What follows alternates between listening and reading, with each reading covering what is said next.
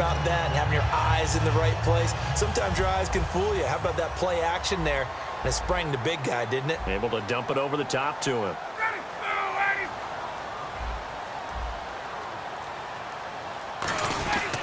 This is Freeman on 1st and 10. And the big boys up front, they're going to stop him right at the line. No gain on the play. It'll be 2nd down. And when you're running the football, one thing you don't want to see is a big boy coming up there to swallow you whole in those D tackles and nose tackles. No, you're actually counting on your big boys to protect you from them. But on that play, the defensive tackle had the leverage, and he won the battle. No gain, correct? No gain.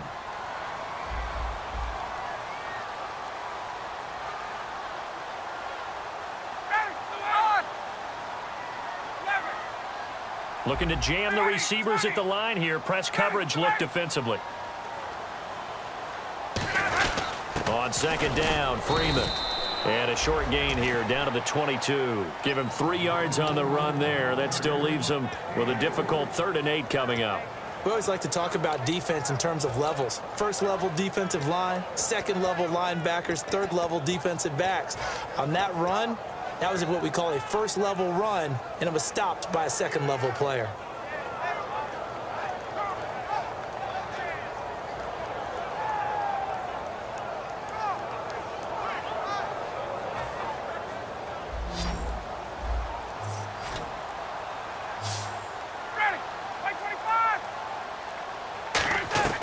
On 3rd down, Ryan finding time. And he's going to go down. They sack him back right around the 30. And now the Rams are going to halt things as they want a timeout. It's just their first, so they'll have 2 remaining here before we get to halftime.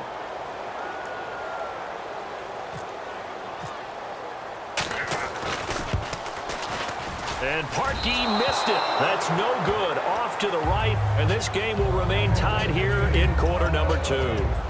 So it's an empty trip downfield there as they get a missed field goal on 4th down. And I didn't see anything in the setup. It's a good snap, good hold. Yep. He just pushed it, and that one never wanted to come back. Trying to shake off the interception from the last drive. He'll look to throw. He's going to leave this for his running back. It's complete. It's a gain of 5, and it'll make it a 2nd down. So many times you hear today's NFL described as a space game. Get your best players into space with the football in their hands. That's why sometimes you just swing it out to your runner, get him out in the flat, and let him have a chance to make people miss an open field. And they're going to hurry back to the line now. That was a nicely run slant route, and what the receiver's trying to do is make the defender think he's up to about 3 to 4 steps and cuts towards the middle. Now whistles come in. We're going to get a timeout here by the offense. So that means they're down to 1 remaining here as we head toward halftime.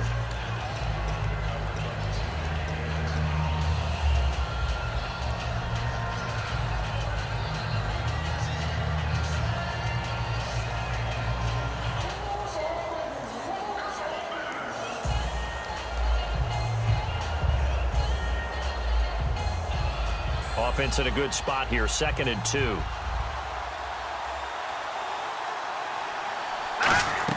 Again, Goff. Over the middle, he hits Austin. And he's brought down after a good gain. A gain of 32 that time.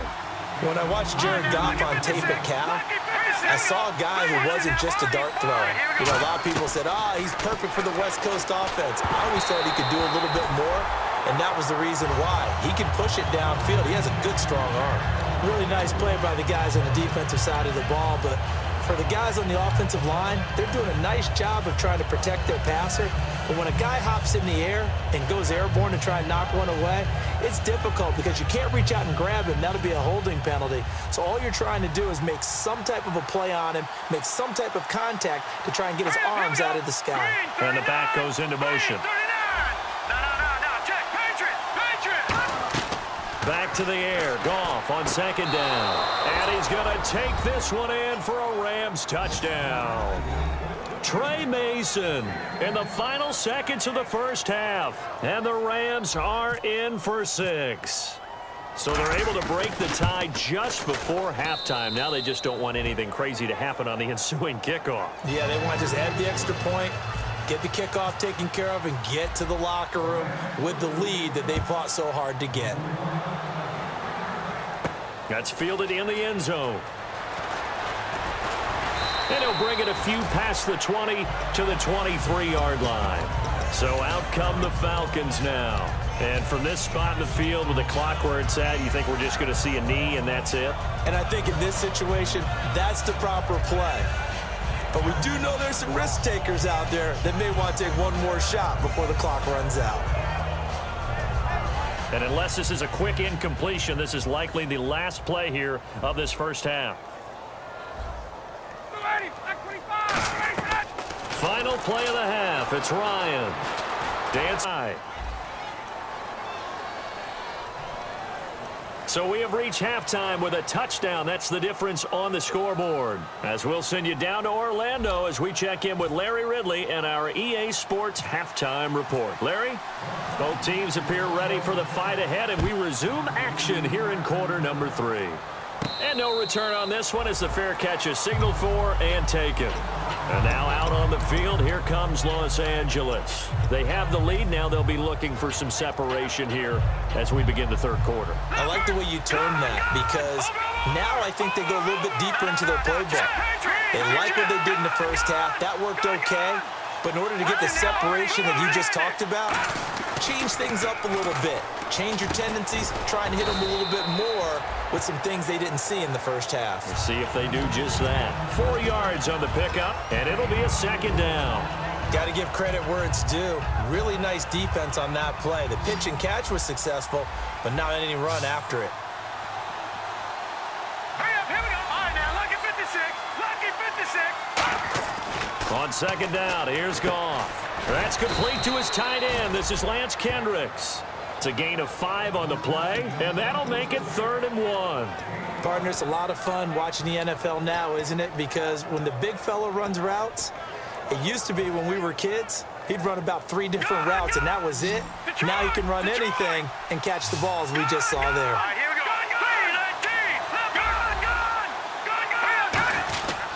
3-19. Now they run. It's Mason. And he's going to have the first down yardage to the 35. He needed a yard. That's what he got, and it's going to earn him a new set of downs. 3rd and 1, partner. No need to be fancy there. Just use some force and move forward and pick up the first down. So it'll be first down here after the run. Now a first down throw. Gone. On the right side, this is Austin with a catch. Now after the completion, we're going to get a timeout, an injured player. While the trainers take a look, we'll step aside.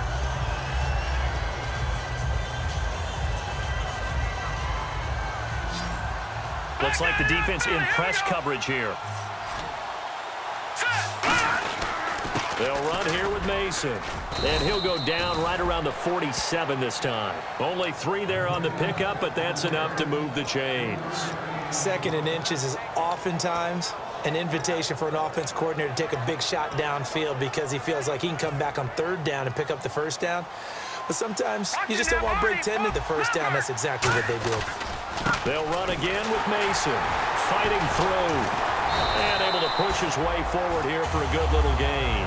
5 yards is the tally on first down. That brings up 2nd and 5. In my book, that's running the ball well, but with intelligence. How about him keeping the clock moving, staying in bounds? Yeah, even though it's the 3rd quarter, you're thinking ahead, aren't you? This is where your running game can really help you with a lead in the second half. I agree totally. It's not just end-of-the-half situations that you worry about the clock.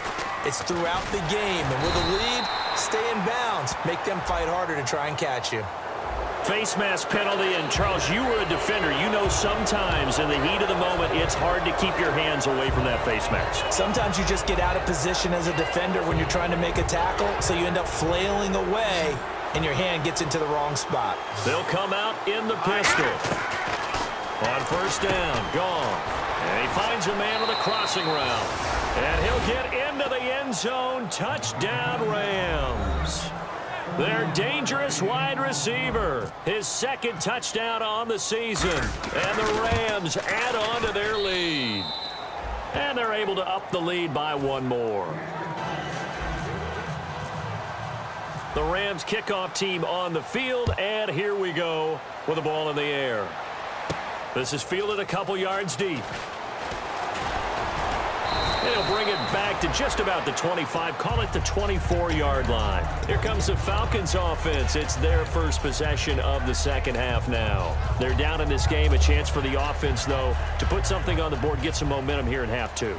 Try and get things kick-started for them. And you know at the half, they discussed how they were going to get that done. This is where scripting comes into play a lot of the time. How many plays do you script coming out of the second? Most of the time in the first half, you're scripting 12 to 16. I think in the second half, you're really scripting more like 8 to 10. Kind of a starter or an opener, whatever terminology they use. Just something to get you off to a quick start.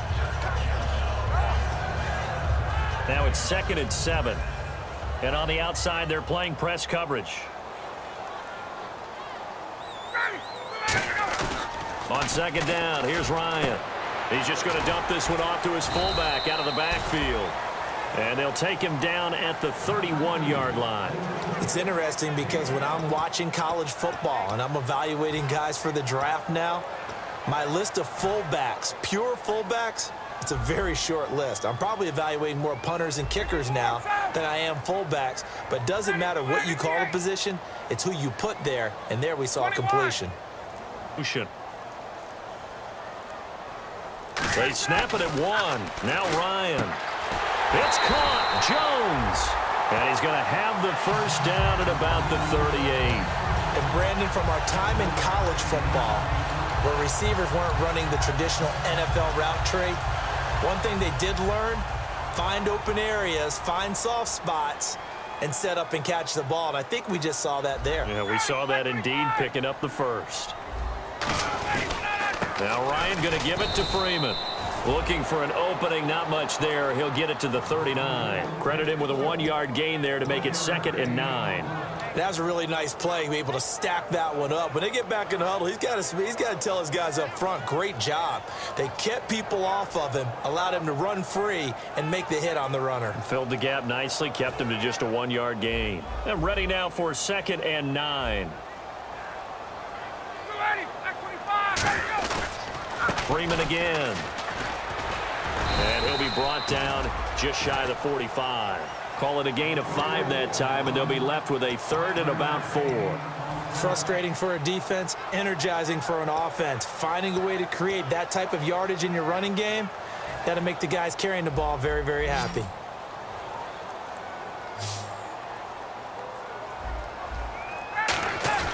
Off the play fake to Freeman. It's Ryan. Out to the flat. That's complete to his running back. 8 yards there and a first down. Would it be safe to say that as precise as routes are supposed to be run in the NFL, maybe they're not quite as precise in college ball? That's accurate, yeah. And I think we saw a college route in the NFL there. Just find the soft spot, find the dead zone, and find the first down. And that's what he just did.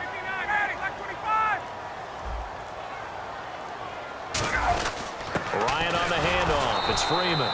And he'll push his way up to about the 44 here. Give him 3 on first down. It'll set up a 2nd and 7. You know that old expression, it's not my night? It hasn't been his so far. I don't know if the legs are a little bit heavy. Sometimes having to hang out all day and play doesn't exactly play to your advantage, but it's been a tough go for him. And every time he looks up, somebody's there defensively. That was the same case on that play. Back now here on EA Sports. It's the Falcons. They'll have the football, but trailing on the scoreboard as we get set to begin the 4th.